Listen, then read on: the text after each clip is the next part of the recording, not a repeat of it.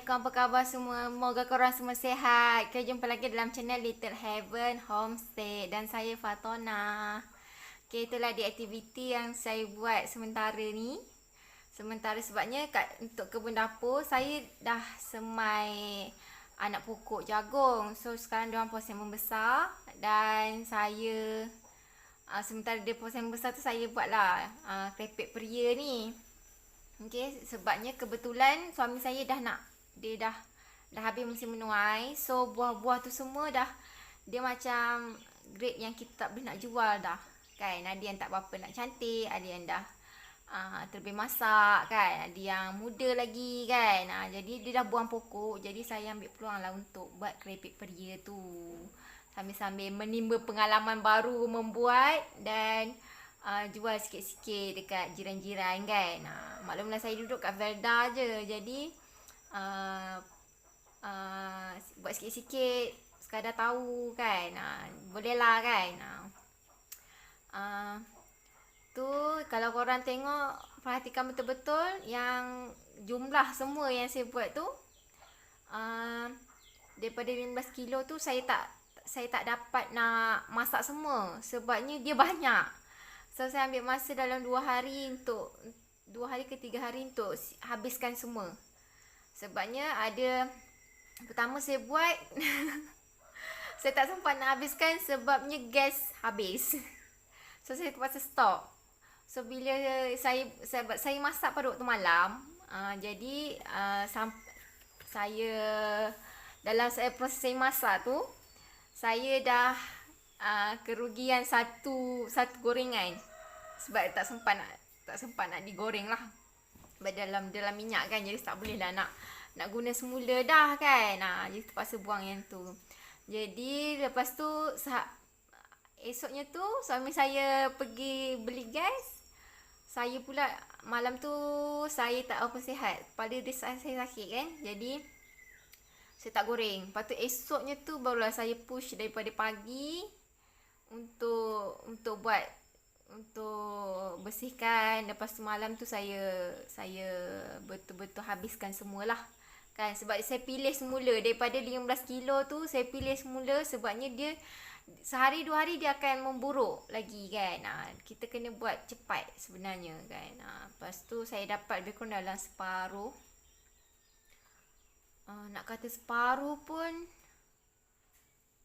separuh jugalah. Saya just agak-agak je lah kan. Sebabnya jumlah yang saya masak dengan yang saya buang tu lebih kurang je. Lepas tu bila dah siap, saya oleh sebab saya dah kepenatan masa saya membuat tu, jadi saya lupa nak record saya punya proses packaging kan. Lepas tu semualah kan, masa saya sealer benda tu, jadi saya cuma guna vacuum sealer biasa, guna plastik biasa. Jadi kalau guna plastik biasa ni, dia tak boleh nak vacuum, dia seal biasa je lah kan. Dia tak boleh nak, sebab tak boleh nak serap udara dalam bag tu kan.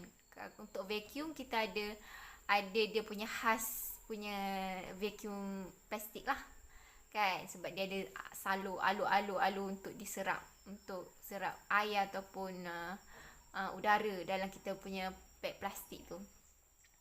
Lalu sebab saya pun guna plastik tu yang ada untuk saiz yang sesuai dalam jumlah amount yang saya nak guna tu, nak pack tu kan. Jadi saya seal je lah biasa. So dalam semua tu, inilah baki. Ini baki untuk saya makan seorang, untuk saya makan sendiri je lah. Nak tak nak memang kena makan sendiri lah kan. Rasa dia punya pahit dia kan. Keripik peria ni dia walau macam mana pun dia still pahit kan.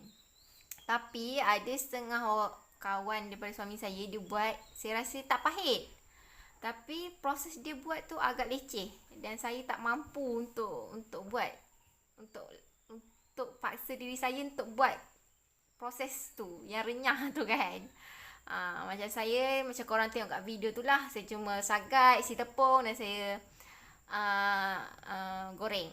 Setengah orang dia buat, dia sagat, dia isi telur, lepas tu dia isi tepung, lepas tu dia goreng. Saya kalau saya buat macam tu, saya tak pernah jual sebab terlalu mahal. Kan, sebabnya letak telur lagi kan. Memanglah telur tu murah. Tapi walaupun pusing, dia still ada cost kat situ kan. Tu kalau kita untuk makan sendiri boleh lah kan. Tapi untuk batch kali ni, mana-mana yang saya goreng tu memang untuk saya jual je. So next mungkin saya buat isi telur lah untuk makan sendiri kan. Tapi kalau saya nak jual tu rasa macam kesiannya nak jual ke orang sebabnya mahal sangat. Sebabnya saya boleh jimat sebabnya itu daripada suami saya tanam. Sebabnya dia nak jual pun dah tak boleh. Lepas tu jadi saya cuma ambil apa tu? Ambil peluang tu secepat mungkin untuk buat something lah. Kebetulan dengan saya ada masa untuk buat kan. Saya ada masa untuk layan dia punya renyah dia. Kalau tak, saya tak jugalah kan. Saya lebih tumpukan pada kebun dapur ataupun kerja-kerja lain, menjahit ke, gunting rambut ke kan. Itulah. So kalau korang ada dekat dengan kebun-kebun yang boleh olah kan, tak kisahlah apa-apa pun, mesti boleh buat. Macam terung tu saya pernah tengok orang buat kerepek macam tu. Tapi mungkin dia guna apa tu? Untuk tu dia bukannya oven tau. Dia macam dia untuk serat lembapan tu sampailah benda tu jadi macam crunchy. Dia macam chip, macam kita buat chip tu lah. Macam tu. Jadi sedap lah, dia rasa terung. Tapi dia tak adalah basah kan. Lepas tu yang saya buat ni bukan salah satu cara yang utama tau. Bukannya ada lagi cara-cara lain kan. Lepas tu ialah saya cuma itulah mengambil kesempatan dalam kesempitan. Suami saya yang kesempitan untuk menjual dan saya ambil kesempatan tu untuk buat kerepek pria ni kan. Lepas tu untuk memeriahkan hari kan, mengisi masa lapang dan membuat income kan sedikit sebanyak kan untuk ialah dalam keadaan kita COVID ni kan. Walaupun pria ni saya tak rasa saya nak buat banyak. Sebabnya satunya dia rasa pahit. So yang makan tu orang dewasa je. Kanak-kanak tak suka. Pahit. Mungkin kalau budak kecil tak kerti nak rasa sangat, dia boleh makan lah kan. Lepas tu dia mahal. So kalau korang nak buat, dapatkanlah peria yang murah, yang harga dia kurang daripada RM3.50 sekilo. Rasanya boleh buat lah untuk modal niaga. Tapi kalau korang tanam sendiri, tu yang terbaik. Sebabnya korang tak ada cost dah. Kayaknya macam yelah, sebabnya buat peria ni dari dia elok sampai dia nak lembik tu korang boleh guna kan untuk buat peria, untuk buat kerepek. Okay, itu je perkongsian saya kali ni buat dengan korang. Okay, semoga korang seronok lah tengok video saya yang tak seberapa ni kan. Okay, insyaAllah jumpa lagi dalam video akan datang. Video daripada kebun dapur ataupun lain-lain kan.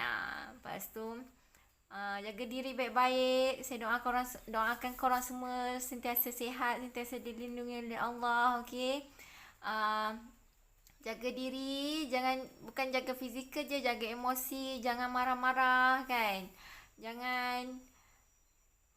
Janganlah buat yang buruk-buruk tu kan. Bukan korang je, saya pun kena jaga-jagalah untuk diri saya sendiri.